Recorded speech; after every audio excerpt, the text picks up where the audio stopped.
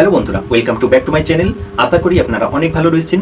আজ আমি আপনাদেরকে তিনটি সায়েন্টিফিক ছোট ছোট মজার এক্সপেরিমেন্ট করে দেখাতে চলেছি। তো এই দেখুন বন্ধুরা, এটা হচ্ছে একটা 9 ওয়াটের এলইডি বাল্ব। বাল্বটা কত জ্বলছে দেখুন, খুব ভালো জ্বলছে তাই না? এইবার একটা কালো মার্কারে করে আমি এর সাদা সারফেসটাকে সম্পূর্ণ ব্ল্যাক করে দেব। তারপরে দেখব এটা কত জ্বলছে, কারণ ব্ল্যাক লাইটকে অ্যাবজর্ব করে নেয়।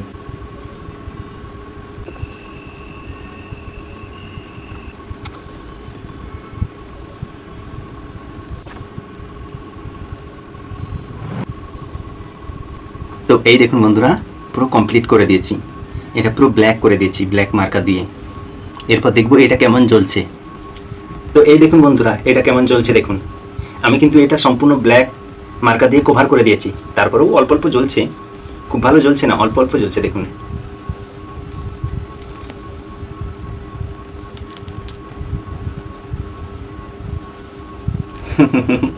এটা ক্রেজি না?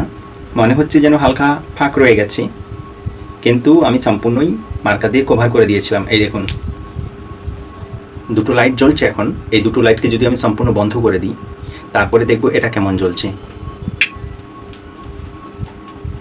এবার এটাও বন্ধ করে দেব। এই দেখুন বন্ধুরা, একটা 9 ওয়াটের বাল্ব কত কম জ্বলছে দেখুন। ভালো করে আমাকেও দেখা যাচ্ছে না ক্যামেরার মধ্যে, অর্থাৎ এটা লাইট প্রায় 90% কমে গেছে।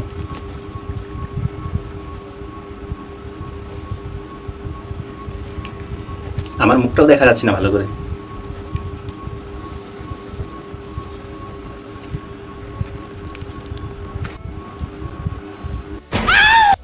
তো বন্ধুরা, আমার কাছে এখন স্পিরিট রয়েছে। এই স্পিরিটের মধ্যে 80% ইথানল রয়েছে। ইথানলের সংকেত হচ্ছে C2H5OH। আমি এই স্পিরিটটাকে বোতলের মধ্যে কিছুটা নেব, তারপরে ভালোভাবে বোতলের মধ্যে একটু মিক্সড করে নেব, যাতে ইথানলের বাষ্প তৈরি হয়।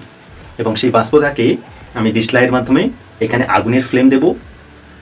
তারপরে দেখবেন একটা কম্বাশন রিয়াকশন হবে, ইথানলের সঙ্গে অক্সিজেনের রিয়াকশন হবে। সেইখান থেকে জল, কার্বন ডাইঅক্সাইড এবং প্রচণ্ড হিট উৎপন্ন হবে। এই দেখুন।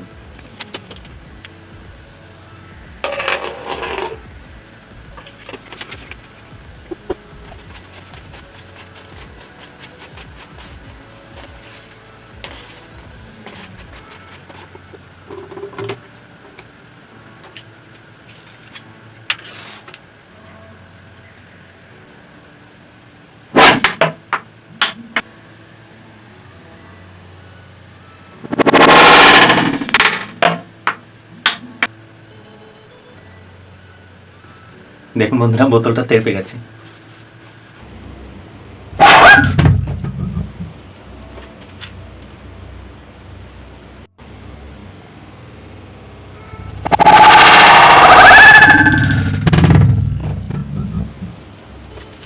তো বন্ধুরা, আমি এবার লাইট বন্ধ করে এটাকেই সেকেন্ড টাইম রিপিট করছি। এই দেখুন।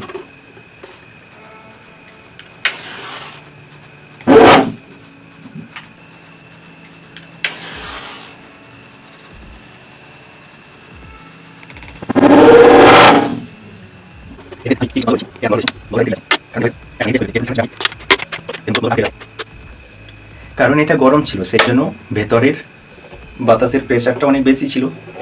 এখন এটা ধীরে ধীরে ঠান্ডা হচ্ছে, সেই জন্য ভেতরে যে ভলিউম সেটা কমে যাচ্ছে, তা একটা নেগেটিভ প্রেশার তৈরি হচ্ছে, সেই জন্য বোতলটা তেড়ে যাচ্ছে।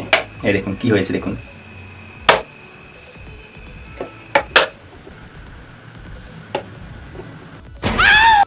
তো এইবার বন্ধুরা, আমি এই ছোট স্ট্রটা জলের মধ্যে রাখবো, তারপরে এই বড় স্ট্রটা দিয়ে এই বরাবর ফু দেবো। ফলে কি হবে, এর মধ্যে একটা নেগেটিভ প্রেসারে তৈরি হবে, এবং সেই প্রেসারজনিত কারণে জলটা নিজের থেকেই উঠে আসবে গ্র্যাভিটির বিরুদ্ধে, এবং এই ছিদ্র দিয়ে পড়তে থাকবে। দেখবেন, ছোট স্ট্রটাকে জলের মধ্যে রাখছি, তারপরে এই বড় স্ট্রটা দিয়ে ফু দিচ্ছি।